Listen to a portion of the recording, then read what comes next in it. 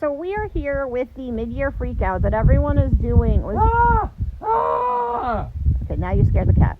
Freakout. Anyway, everyone seems to be doing it, but I don't know if anyone realizes the mid-year doesn't come until July 1st, so everyone's a little early, guys. Freaking out. Yeah. We're doing it too early. Freaking out too early. All right, so we're recording this towards the end of June. I'll probably wait until July 1st to post it because it's not mid-year yet.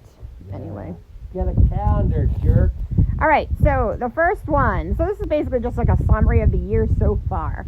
So the first one is the best book you read so far in 2024. I'll let you. Oh, no. Oh, you attacked me. I was attacked by the mic. Is it Freaking out. still working? I'm going to go with R is for Rockets by Ray Bradbury. It's got a rocket in it. Several, in fact. Nothing to do with Sesame Street, despite the title. Lots of very excellent sci-fi, a tiny sprinkling? It's like a sprinkling of horror and nostalgia stuff. Good time. Okay, I've had a lot of books I really like this year. So I'm just going to pick one. I'm going to say If We Were Villains because I loved it. But I loved a lot of books this year.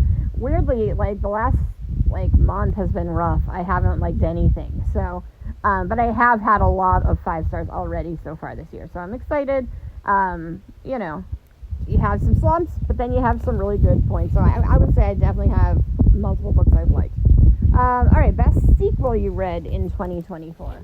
Well, I think I only read one sequel, and it was Rattlesnakes, which is the sequel to Cujo. It was quite good, though. So, yeah. I read the 3rd Thursday Murder Club, The Bullet That Missed, I believe it is. I think so. I still have to read 4. But the 3rd one, and I loved it. So, that. Number 3, a new release you haven't read yet, but want to. Oh, I got one. That Lucy Foley thing. What's it called? Midnight Feast. Midnight Feast. It's about eating a bunch of cake at midnight. I'm going to be excited for that. It's not. I love midnight, and I love cake. Okay. I have a few. I mean, Midnight Feast is on there, and I have the new Ruth Ware, but the one I'm most excited about is Middle of the Night, but I can't read it because I'm reading it for my readathon in July, so it's just sitting here waiting and like taunting me. So at like 12:01 a.m. on July 1st, I will be reading the hell out of that. Maybe I'll be reading Midnight Feast at midnight. Well, but feast on it. Don't tell me what happens in it. All right. Most anticipated release for the second half of the year. The Bruins regular season schedule. Mm-hmm. I don't know what book to buy. How about the fantasy football guide that you buy every year? I don't even buy the same one every year. I buy any guide. Well, there you go. That's your most anticipated Okay, yeah, release. the fantasy football guide, which I don't even really use. How about the new Assassin's Creed video game? Oh yeah, that I want to see. I want to play that pretty badly. Okay. But yeah, I guess that because I don't pay. There are probably some books that will be coming out that are interesting to me, but I pay zero attention to that, so I have no idea what they are. Well, Bradbury's dead, and Stephen King just had one, so there's not many other things you'd like. Maybe Neil Gaiman will do something. Maybe he will. I think for me, it's Graveyard Shift, I believe it's called, by M.L. Rio, who wrote If We Were Villains. There's a couple books coming out. There's like a new Paula Hawkins, so maybe that. I don't know. We'll see. I have the 3 that I was most excited about for this year, like my 3 favorites.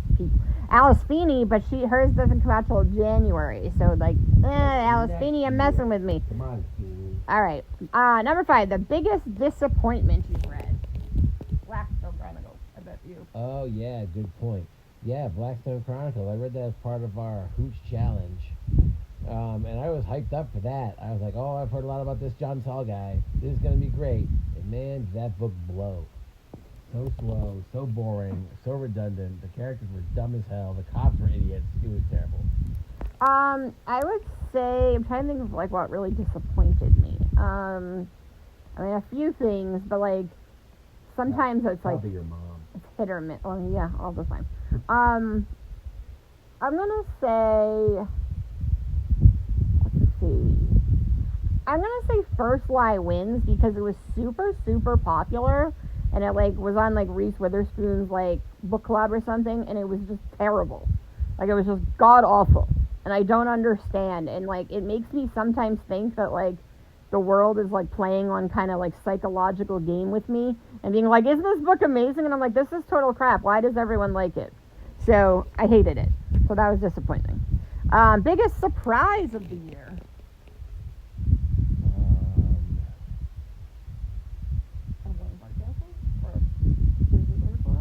Oh yeah, I guess how many deaths? 7.5? 7.5. Yeah, I guess the 7.5 death, or presumed innocent maybe. Oh yeah. I'm gonna go with presumed innocent because I not only had like no hope for that, I don't really like court procedurals at all, and so I thought it was gonna be crappy.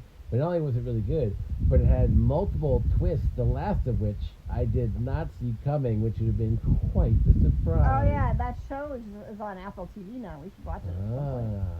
With Jake Gyllenhaal. Based television. Biggest surprise for me. Okay, this is gonna sound probably kind of dumb, but Slaughterhouse 5. Not because like no one's gonna be surprised that it was good, but it's more just like I didn't think it would be my kind of thing, and I just really, really loved it. Like I was like, oh my god, this book is amazing. Now I get why everyone loves Vonnegut. So I think I was just really impressed by how much more I liked it than I thought I would. All right, favorite new author, debut author, or new to you author? I don't know anyone whose books I've read. Like, I don't know, man. Who have I read that's new? This is good quiet. New to you. We're gonna have to edit this part out. Where I'm listening to Who's it. new to you? I don't know. I haven't read much of anything. Okay, he only reads the same 5 people. Yeah. I mean, maybe that person, Lucy Foley, will be good, but I haven't read any of her stuff. I like Lucy Foley, but I don't think you will. Maybe I'll like it. We'll see. I read Couldn't Catch You on a Ward, and I really despised it, but you like her a lot. Oh, no, I got one. T. Kingfisher. Oh, okay. She's new to me, and she's good. I liked a couple of her books. All right, I will say, I don't know, Donna Tartt. I mean, she's definitely not new, but I finally got around to reading A Secret History, and it's phenomenal, and I definitely can't wait to read her other stuff. Or Susanna Clark, because I read her 2 books, and I read both her books this year, and I loved both of them, so. Right. Newest fictional crush. Fictional crush? Mm-hmm. Oh, okay. I'm going to go with Lori from the book Lori. Lori's a short, fat dachshund, a dog. It's adorable and friendly, and I like that dog. That's my crush. I don't know. Meredith from If We Were Villains, maybe. I like her a lot. I don't really do book crushes. All right, newest favorite character. I guess also Lori.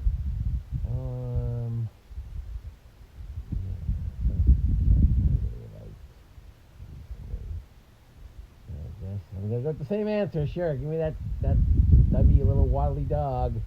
Lori again. I'm gonna say Marcellus, the octopus from. I want to call it Bright Young Things. That's not the title. What's that book called? An Octopus in New York. You know the one, the famous one. It's got the octopus. It's not Bright Young Things. It's Remarkably Bright Creatures. That's what it's called. Yeah, I know. That's why I got confused. Okay, so book that made you cry. Well, I think I stubbed my toe on. You read Message from Mom and then cried because you had to read it. Oh my god, I didn't really cry. I just like weep for the universe that book exists. But no, the sequel to Catch-22, I jammed my toe on a couple weeks ago. I didn't really cry, but I was like, damn it! So I think I'm gonna count that. Okay. What have I cried in? I cry a lot, so I'm trying to think of like what the most emotional thing I've read as of late would be. Well, I haven't been that emotional lately. Sure, If We Were Villains, even though it didn't really make me cry, but I don't know, I can't think of anything. A book that made you happy.